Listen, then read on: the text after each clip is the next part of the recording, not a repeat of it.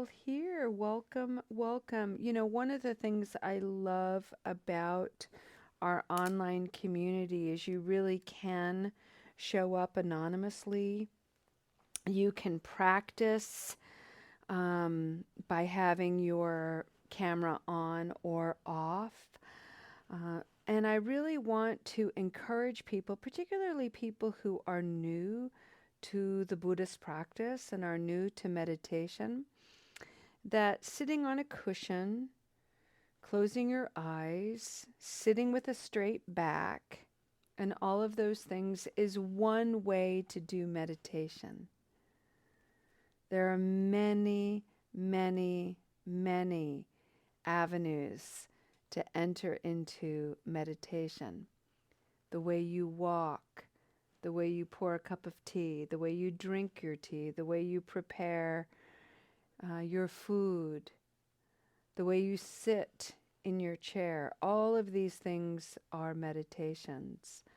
So let's take this moment together to arrive fully to this present moment and honor the body and what it might be needing from you today.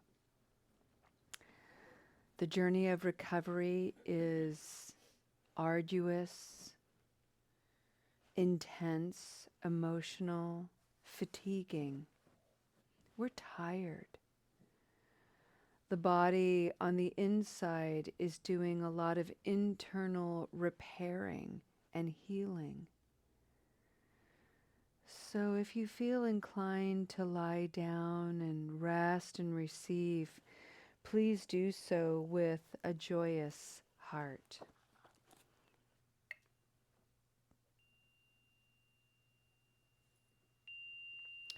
Welcome everyone. This is Recovery Dharma. My name is Julia. I'm one of the facilitators of Recovery Dharma in the Spokane Sangha. On Wednesdays, we have been reading from a book called Standing at the Edge by Roshi Joan Halifax. This is what it looks like. And we are nearing the end. We have been exploring one of the inhibiting aspects to expressing compassion, one of the limitless qualities that we try to cultivate in a Buddhist practice, and certainly a quality absolutely essential for sustained long-term recovery: compassion for ourselves, compassion for one another. But there are things that get in the way. And so we've been reviewing what those things are. Today we're going to finish a section on looking at the ways we get overwhelmed. But before we do, let's set an intention for our practice. This is a beautiful piece of art that Lo did. And on the back she wrote a sentiment of metta, loving kindness. This sentiment reads, "May you listen when the trees whisper to you." May you listen when the trees whisper to you.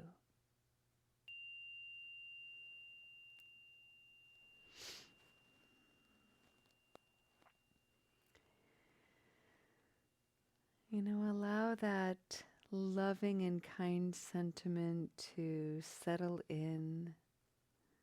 Maybe you've never considered the idea that trees are whispering. Maybe that resonates deeply. Take a moment to honor the guardians of this planet, the breathing guardians of this planet, the trees. And may we take a reverent breath, a couple of breaths together in honor of their capacity to purify this air which enables us to live.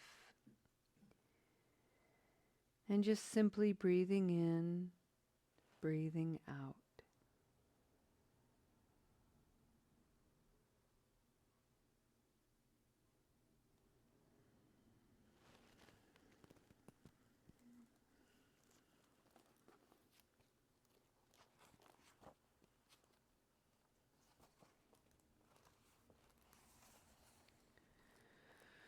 We've been talking about an, an inhibiting aspect to our compassion, namely the word overwhelm. When we get overwhelmed, we have the potential as human beings to become quite reactionary. And most of us, when we're in a reactionary state, we're usually negative and we run a greater risk of being unskillful. And when that happens, our capacity for patience and compassion and even understanding become more and more limited. On the journey of recovery specifically, it's very overwhelming at times. And in that space of overwhelm, we can feel very frustrated and bewildered. And then our habit energy tends to become very hard on ourselves, very harsh, very urgent in meeting our expectations, very quick to remind us of our failings. And when we catch ourselves doing that, it's such a beautiful moment of awareness to breathe,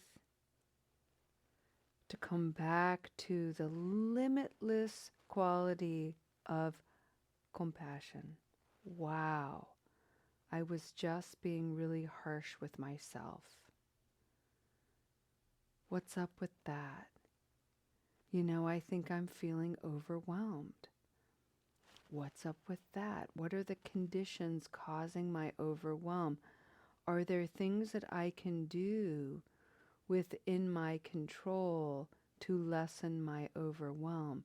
And the answer to that question, friends, is always yes. There are always things we can do to shift the conditions of our lives. We may not be able to shift everything, but we're always able to shift something, and something is worth celebrating. So today we're going to read a little bit more about what Roshi has to say about overwhelm.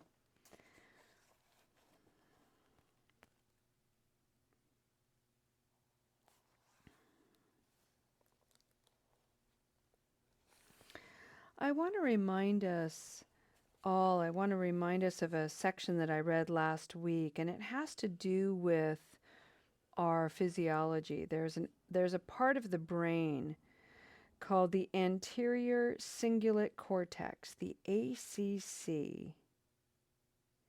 This part of the brain controls our attention to emotionally arousing stimuli and becomes quickly habituated to disturbing stimuli and stops responding. Roshi writes, this may be a kind of defense mechanism so we don't get too overwhelmed by negative input. I have little doubt that our constant access to bad news today via social media and online news sites contributes to psychic numbing, moral apathy, and a deficit of compassion.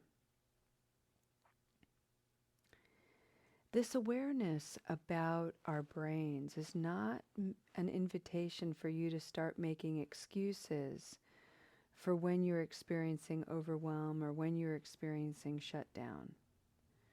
It's simply an awareness of when you are experiencing some emotional shutdown, when your compassion feels like it has a lid on it and you can't face anything more negative. There's something worth exploring. There's something worth looking at. So you can take the lid off your compassion. Otherwise, we become more and more apathetic. We begin to feel like we don't care. And in fact, we might not care. And then we succumb to despair and great sorrow and suffering. Roshi writes, when the 2015 earthquake happened in Gorkha, Nepal, I found it hard to wrap my mind around the enormity of the disaster. As the death toll climbed, the numbers stunned me. It's not that I didn't care, I did, but I couldn't begin to grasp the human reality. The day after the quake, my phone started ringing. Close friends in Nepal were trying to get tarps and food supplies into hard-hit areas, and they needed help. I immediately supported their efforts, even though I still couldn't come to terms with the magnitude of the tragedy. What woke me up, however, was a small photograph on Facebook of a little monk I had met some months before in a village monastery in the Gorkha area. The child looked scared and drained. The trails to this region were destroyed. The kids from this monastery had no food or shelter. Knowing this, I felt I had to help this child. It was personal, one person to another. In short order, we were able to support my good friend, Pasang Lamu Sherpa Akita, to hire a helicopter to fly into the quake-ravaged mountains to evacuate 13 little boys out of the mountains and resettle them in Kathmandu. When I read the story about their rescue in the New York Times, I felt enormous relief. One child's face, and I could not turn away from the reality that all were suffering. It was this one face that mobilized me.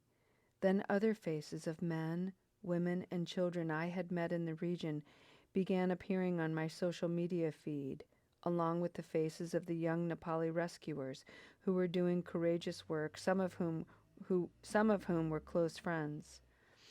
At first, Upaya was supporting large companies, large organizations that were doing earthquake relief, but we shifted our strategy to supporting individuals who were doing direct work on the ground. This felt more real to us, more efficient, closer to the heart. When our compassion is blocked by numbness or by fear, judgment or distraction, or the unreality of numbers, we may stay stuck in the unhealthy manifestations of the edge states, including moral apathy. To find our way out, we need to acknowledge the obstacle to our compassion. We then discern how we can respond appropriately to whatever is present. We must deeply examine our response to suffering while letting go of self-judgment.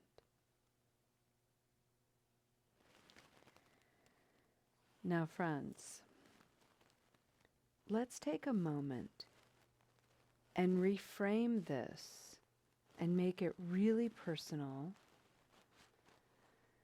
and put this in the context of your individual journey of recovery. And how often we can feel apathetic, like, well, there I go again. I have another recurrence. I'm a failure. We have some social narrative that tells us we're morally flawed, lacking in character or will even.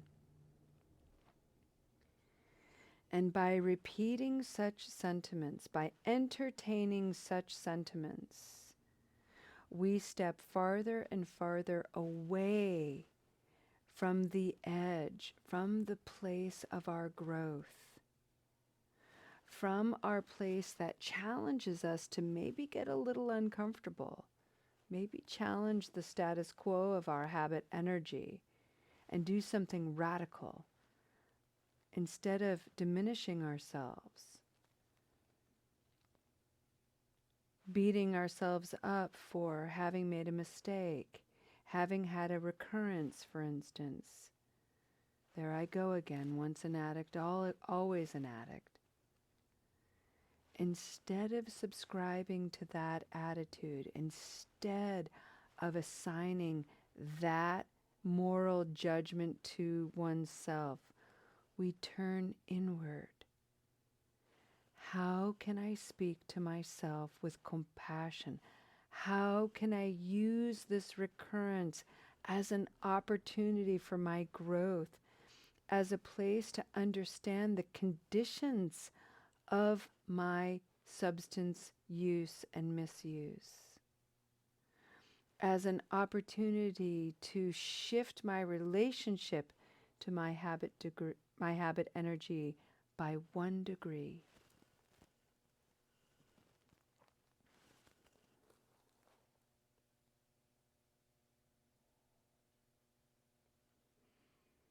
Roshi writes, we can learn to respond appropriately to whatever is present.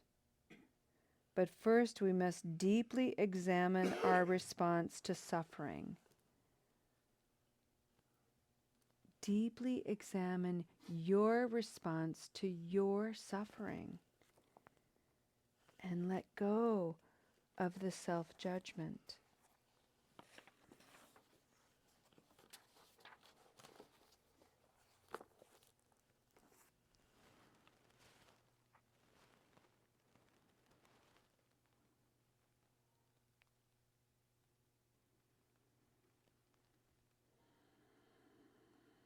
It's so fascinating how we've all been conditioned to highlight all of our shortcomings. We're so quick to point them out.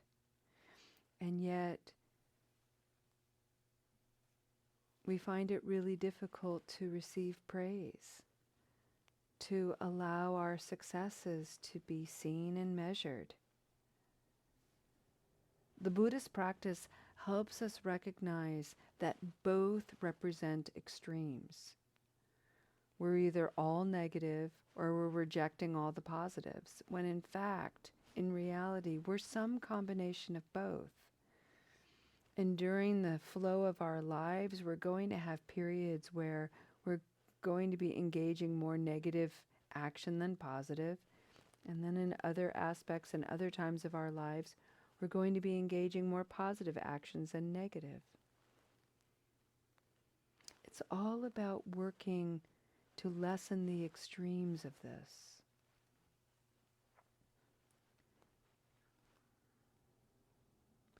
Can you speak about your shortcomings with a spirit of neutrality, understanding, compassion? Can you speak about your successes with a spirit of neutrality, curiosity, and compassion? That's the invitation. And when we're overwhelmed, when we feel ourselves shutting down and shutting off, taking time to regroup, taking time to simplify the situation, make it personal, make it easy, make it achievable, small steps.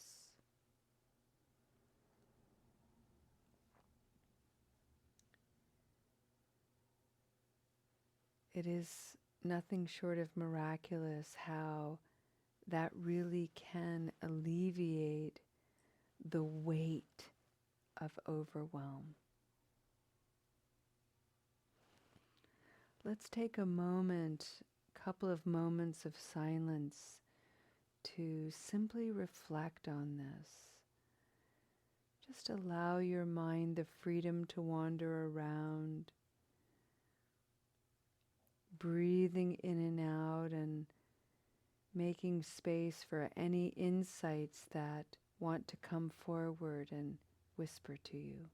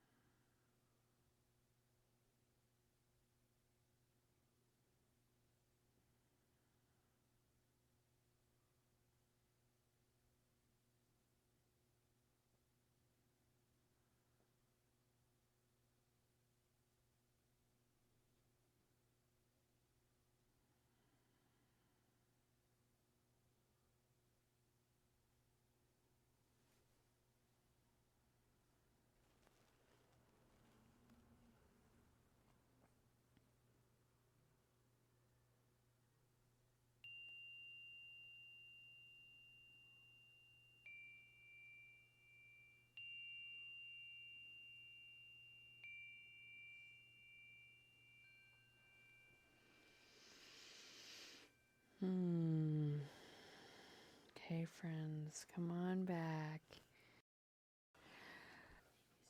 You know, friends, one of the images that we can hold closely for when we inevitably are going to ruminate, we're going to be working with regret, we're going to have to reflect on the past so that what we learn from the past can inform the present, and what informs the present also informs the future. So going back is and looking at things is a really important part of the practice, but we have to be skillful. We have to take very good care. You can't just go back and um, just on a whim.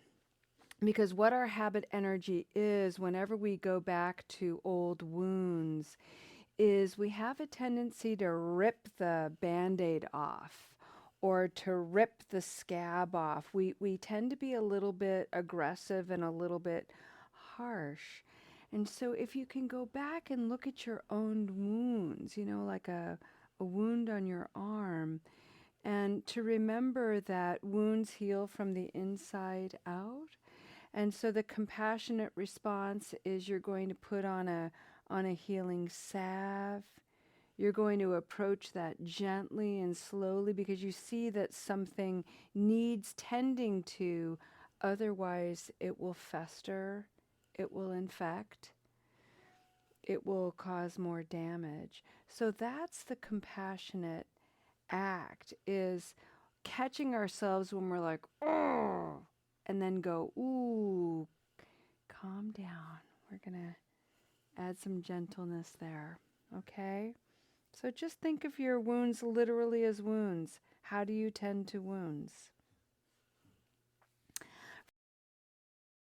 And I'd like today for our dedication of merit um, to be inspired by our recent birthday man, Yukio, because Yukio, you said something so brilliant, and I think it's worth taking in as a dedication of merit. What you said was, I may have put this on the same head, but the mind is different. So, you know, put something on your heads. Maybe even a sentiment of metta. You know, put a sentiment on your head and just know that whatever you've got on your head is meeting with a different mind. And friends, may your minds be at ease. May your minds have the fullness of clarity and curiosity. May your minds be motivated by whispers of reverence, wonder, and awe. May your minds tap into encouragement and nurturance. May your minds entertain perceptions with inquisitiveness and care. May your minds be a source of amicable refuge. And may your minds be instilled with the power to bring your inner landscapes places of beauty and rest, tools for healing anywhere within that is haunted or abandoned. May your minds be seen brightly through your eyes and your smiles. May your minds come together with the heart in the wholeness of being human. Thank you for your practice, friends. We'll see you next time. Namaste.